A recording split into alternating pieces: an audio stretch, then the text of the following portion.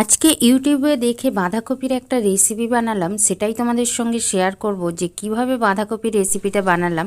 তবে ইউটিউবের থেকে একটু আলাদাভাবে করেছি, তোমরা সেটা দেখো, তোমাদের ভালো লাগবে। আর পুরো ভিডিওটা না টেনে দেখতে থাকো, তাহলেই বুঝতে পারবে।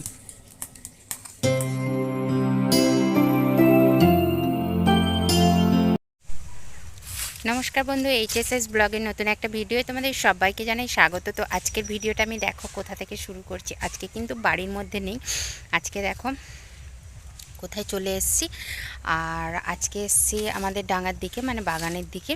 তো একটু ফুল তুলবো, তো তার জন্যই এসেছি। তো বন্ধুরা, তোমরা যারা ভিডিওটা দেখা শুরু করলে অসংখ্য ধন্যবাদ আমার পাশে থাকার জন্য, সাথে থাকার জন্য।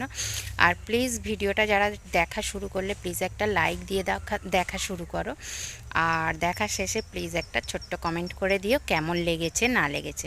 তো এইটুকুই বলার, কেননা হচ্ছে লাইকটা দেখছি পড়ছেই না, যাও বা ভিউজ আসছে, লাইক তো পড়ছেই না। গোনাগুনতি হাতে গোনা কটা লাইক পড়ে। তো যাই হোক, আর কমেন্টও তো গোনাগুনতি কমেন্ট পড়ে, বেশি কমেন্ট পড়ে না। তো যাই হোক বন্ধুরা, চলো আমি এখন ফুলটা তুলবো। দেখো বাগানে সুন্দর ফুল হয়েছে, দুটো গাছই কিনে এনে লাগিয়েছিল, কিন্তু দুটো গাছে অনেক ফুল হয়েছে। তো সেটাই তোমাদের দেখাবো, চলো যাই। চলো, তো দেখো ফুলগুলো ওইখানে হয়েছে। আর এখানে একটা ছোট্ট পেঁপে গাছ হয়েছে, পেঁপে গাছ তো যেন হতে চায় না। আর দেখো কত ফুল ফুটেছে দুটো গাছে, বেশ ভালোই ফুল ফুটেছে। তো যদি দানা হয় আরও ভালো হবে। চলো দুটো ফুল তুলেই নিই, কেননা আজকে না বাড়িতে একটুও ফুল নেই, পুজো যে হবে।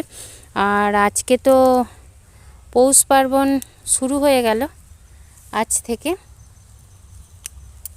তো আজকে সারাদিন কি করতে থাকছি না থাকছি দেখাবো, যতটা দেখানো সম্ভব। আর এইটা দেখো, এইটা বাড়ির গাছ, পাশের বাড়ি একটা বৌমা দিয়েছিল। তো ওই গাছে দেখো এই চুটকি ফুল ফুটেছে। এই ফুলগুলোও কিন্তু বেশ ভালো, মানে পুজো করতে ভালো লাগে, মায়া করে না অতটা। আর থোপা ফুলগুলো হলে না মায়া করে একটু। তো চলো, ফুলটা তোলা হয়ে গেছে। এখন এদিকে দেখো পুকুরের জলটা দেখো কতটা পরিষ্কার জল, একদম একদম পরিষ্কার জল।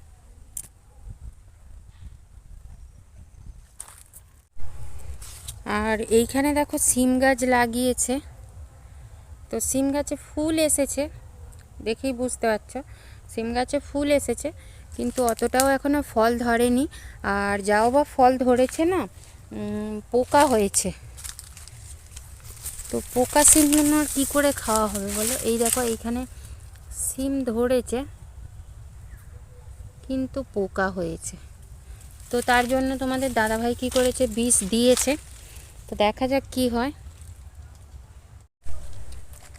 তো চলো এবার বাড়িতে ফিরে যাই, কেননা আমার ফুলগুলো দেখো তোলা হয়ে গেছে। তো ফুল তোলা হয়ে গেছে, আর থেকে কি করব বলো, চলো বাড়িতে যাই, তারপর বাড়িতে গিয়ে সব কিছু দেখাচ্ছি কি হচ্ছে না হচ্ছে। ইউটিউবে কিন্তু একটা রান্না খুব দেখাচ্ছে, বাঁধাকপির রান্না। তো আজকে আমি সেটাই করব, সেটা তোমাদের সঙ্গে আমি শেয়ার করব। তো তার জন্য দেখো ওরা কিন্তু আলু দেয়নি, আমি একটু আলু দিয়ে দেবো। আর টমেটো আর বাঁধাকপিগুলোকে এরকম বড় বড় করে কেটে নিয়েছি, আর অলরেডি ভালোভাবে ধোয়াও হয়ে গেছে আমার। তো চলো দেখা যাক কি করি, তোমরা থাকো। এবারে দেখো আমি প্রেসারের মধ্যে করে নিচ্ছি, ওরা সবাই কড়ার মধ্যে করেছিল, কিন্তু আমি বাঁধাকপিগুলো প্রেসারের মধ্যে দিয়ে করে নিচ্ছি। আর প্রেসারে দেখো জল দিয়ে দিয়েছি, আর ওর মধ্যে একটু নুন দেব, এখনও দিইনি। তো বাঁধাকপিগুলোকে সব মানে সিদ্ধ করার জন্য দিয়ে দিচ্ছি, আলুটাও দিয়ে দিয়েছি, আর টমেটোটাও দিয়ে দিয়েছি। আর এবারে দেখো এর মধ্যে একটু নুন দিয়ে দেব, দিয়ে আমি এটা সিদ্ধ করে নেব। আর আজকে দেখো গাছের নোটে শাক তুলেছি, এইগুলো ভাজা করব।